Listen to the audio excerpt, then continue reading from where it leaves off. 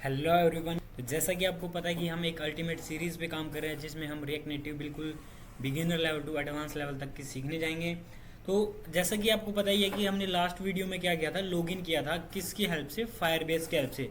हमने data access किया था फायरबेस से विदाउट, सपोज करो आपके, अगर आपने रजिस्टर नहीं कर रखा है फायरबेस के अंदर या फिर अपने एप्लीकेशन के अंदर यूजिंग फायरबेस, तो आप उस डिटेल से लॉगिन नहीं कर सकते।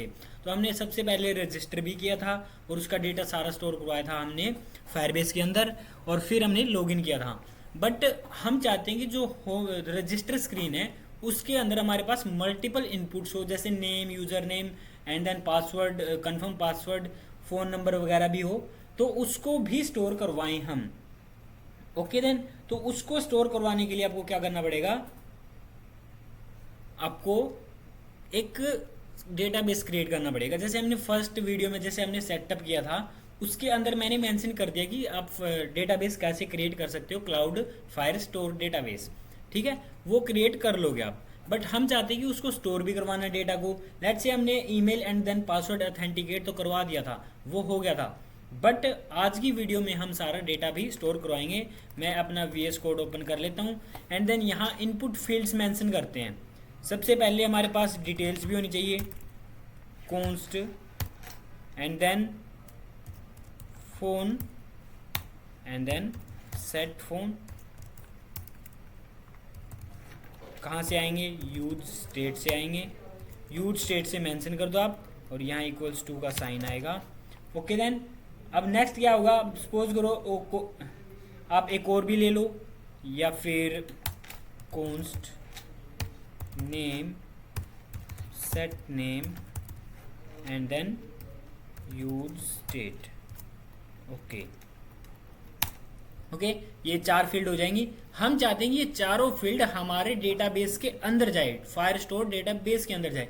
अभी के लिए ये सिर्फ ऑथेंटिकेशंस में थी, हम चाहते हैं कि स्टोर भी हो जाए। तो फिर आप एक नेक्स्ट और क्या कर सकते हो, ईमेल भी स्टोर करवाएंगे आप, नंबर, फ़ोन, सरनेम भी कर सकते हो। लेट्स से कुछ भी सेव करवा दो, const surname and then set surname.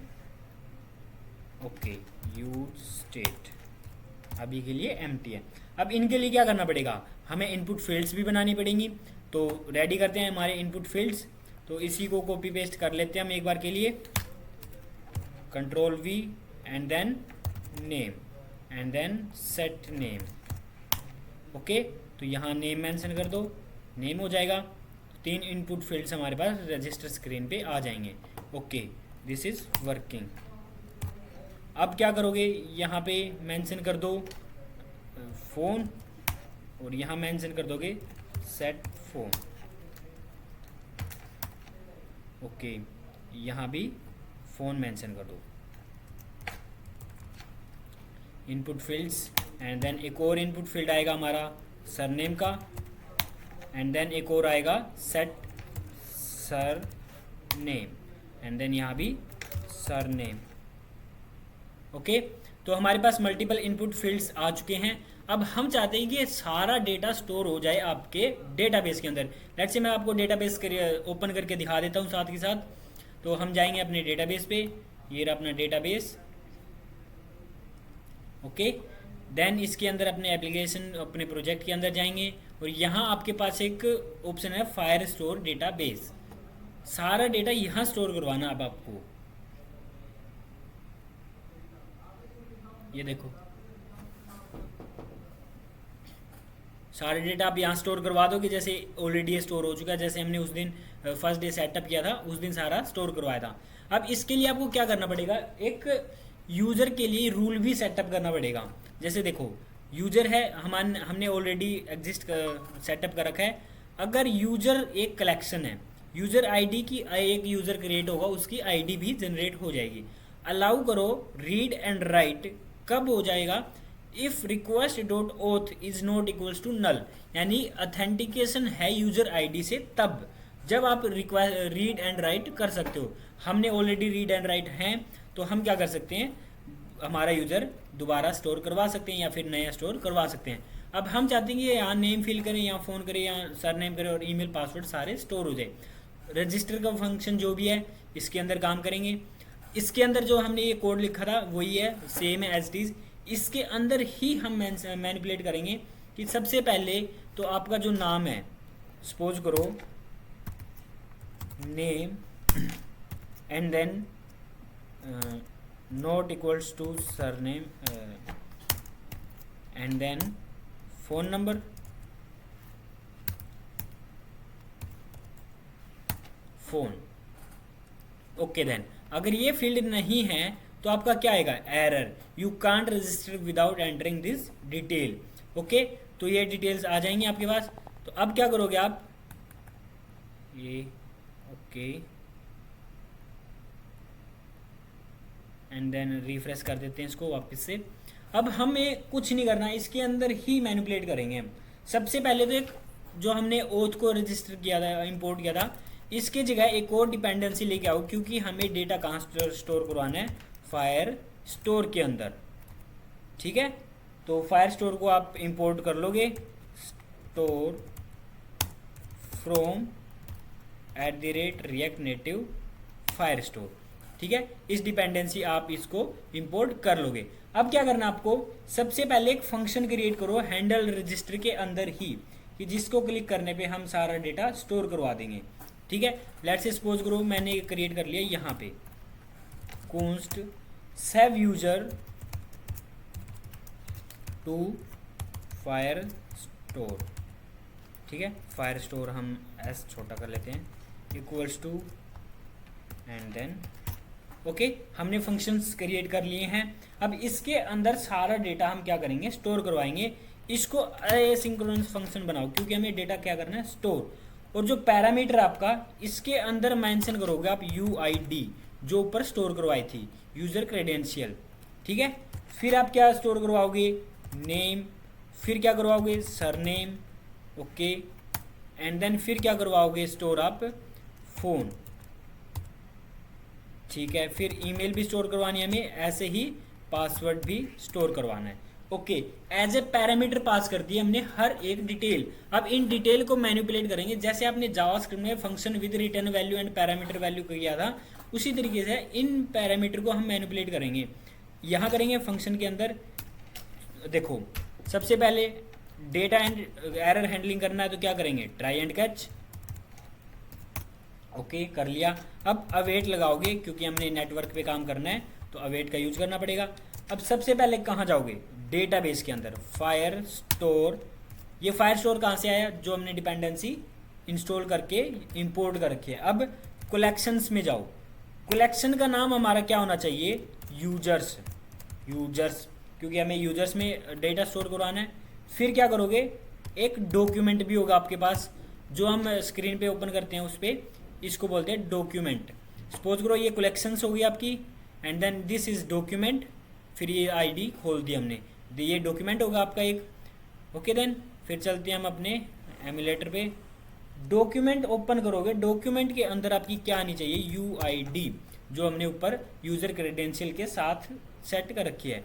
और ऐड करना है तो सेट, सेट क्या करोगे आप, सारा डेटा। ठीक है, सेट यानी डेटा को सेव करना।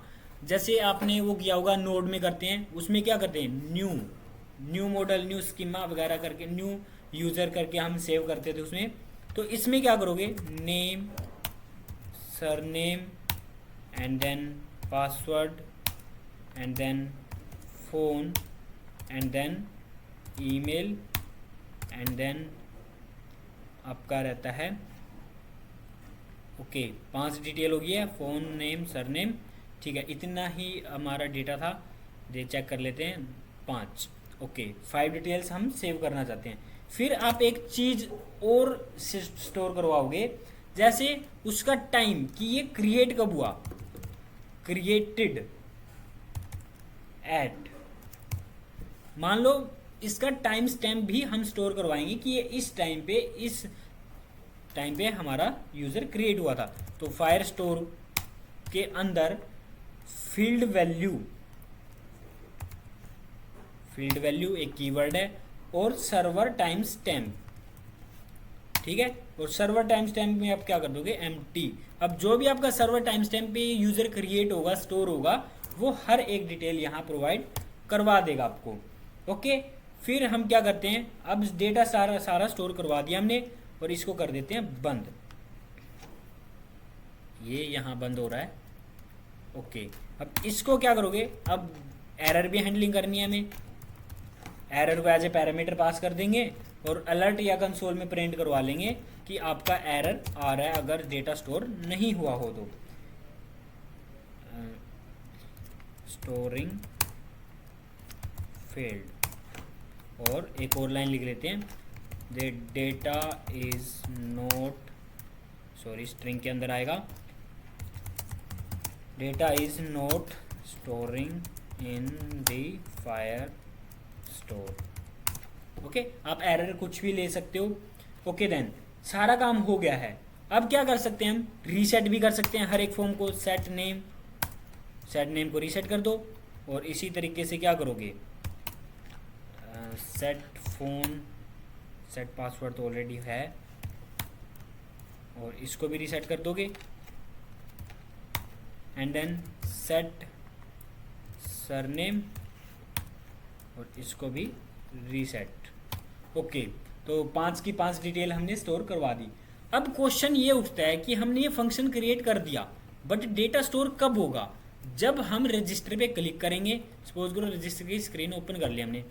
अब रजिस्टर की स्क्रीन पे रन करने पे हमारा फंक्शन रन हो रहा है। ये अभी के लिए इसको रन नहीं किया, इस फंक्शन को। इस फंक्शन को कब रन करेंगे, जब ये यूज़र क्रेडेंशियल क्रिएट हो जाएगा। ये वाली चीज़ हमें यूज़र क्रेडेंशियल स्टोर करवाना है सबसे पहले, ठीक है। इसके बाद हम क्या करेंगे, उस फंक्शन को कॉल कर देंगे, save user to Firestore, and then हर एक चीज़ उसके अंदर हम एज ए आर्ग्यूमेंट पास कर देंगे, name, phone, password, email and then surname, ठीक है। ये हर एक डिटेल आपकी स्टोर हो जाएगी अब। ओके, अब रीसेट फॉर्म करते ही सारे रीसेट हो जाएंगे। फिर टैब पे चले जाएंगे, अलर्ट आ जाएगा सक्सेस, और यहाँ लिख दो you have successfully created your account. Okay, तो ये डिटेल आप स्टोर करवा दोगे। तो जैसे ही हम अगर डेटा फिल करें अब, तो हमारा क्या होगा, डेटा सारा स्टोर हो जाएगा हमारे फायरबेस के अंदर। तो ट्राई करते हैं। Let's say my name is Rohan. Okay, Rohan हमने स्टोर करवा दिया। थोड़ा अच्छे से स्टोर करवा देते हैं, रोहन, कुछ भी हो सकता है। Surname Verma,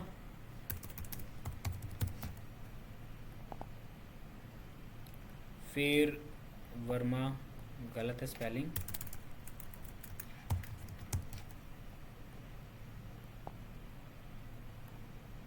Verma and then surname. एक मिनट, ये किस चीज़ का था, सरनेम वर्मा। अब ये जो सेकंड एंड थर्ड जो है, फर्स्ट फ़ोन का था, तो यहाँ फ़ोन नंबर डाल दो 1 2 3 4 5 6 7 8 9 10। यहाँ सरनेम है तो वर्मा डाल दो। एंड देन ईमेल क्या है, ईमेल कुछ नहीं लेनी पड़ेगी, rohan@gmail.com। अब जो ये ईमेल है, ये ईमेल आपको ऑथेंटिकेशन एंड डेटाबेस दोनों जगह दिखेगी। आपको इस जगह भी दिखेगी, यहाँ से यूज़र में एक और डॉक्यूमेंट आएगा और यहाँ एक कलेक्शन दोबारा आ जाएगी, ठीक है, फील्ड आएगी, ठीक है, फील्ड वैल्यू। अब इसके अंदर भी दिखेगा ऑथेंटिकेशन और डेटाबेस दोनों के अंदर दिखेगा। जैसे ही मैं क्लिक करूं अपने रजिस्टर स्क्रीन पे, you can't register without entering the details. अब कौन सी डिटेल हमने, देखो, you have successfully created your account, तो हमने हर एक डिटेल फिल करी थी और अकाउंट क्रिएट हो गया था हमारा। अब चेक करते हैं डेटा स्टोर हुआ कि नहीं हुआ। ये देखो 3 डॉक्यूमेंट आ गए हैं। अगर थर्ड पे क्लिक करेंगे तो हमारा Rohan, Gmail, Rohan Verma and then phone number, और ये क्रिएटेड एट दिस टाइम, और फ़ोन हमारा स्टोर हो गया ये, और सरनेम, सॉरी मिसकलैप्शन हो गई हमारे पास। जैसे सरनेम में मोबाइल नंबर स्टोर हो गया और फ़ोन में वर्मा पासवर्ड। एक मिनट, ये कोलैप्स कर गया हमारा डेटा, जैसे हम स्टोर करवाना चाहते थे वैसे स्टोर नहीं हुआ। ये किसके कारण हुआ है? जैसे आपने पास कर दिया यहाँ नेम, सरनेम, फ़ोन, और ऊपर पास कर दिया नेम, फ़ोन, पासवर्ड। तो ये थोड़ा ध्यान रखना होगा आपको इस चीज़ का। जैसे आप पैरामीटर में पास कर रहे हो उसी तरीके से आप पास करोगे यहाँ। जैसे यहाँ क्या आएगा? सरनेम, एंड देन यहाँ क्या आएगा? फिर क्या आएगा? फ़ोन, फिर क्या आएगी? ईमेल, फिर आएगा पासवर्ड। सरनेम यहाँ से हटा दो, पासवर्ड। 1 2 3 4 5। लेट्स से सपोज करो अब नया अकाउंट क्रिएट करें हम बैक करके, तो क्या होगा? Let's say Rohit and then surname या फिर फ़ोन नंबर। हम इसको भी चेंज कर देते हैं। सेकंड नंबर पे क्या आना चाहिए? सरनेम, फिर सरनेम, सेट सरनेम, और यहाँ क्या कर देंगे? फ़ोन।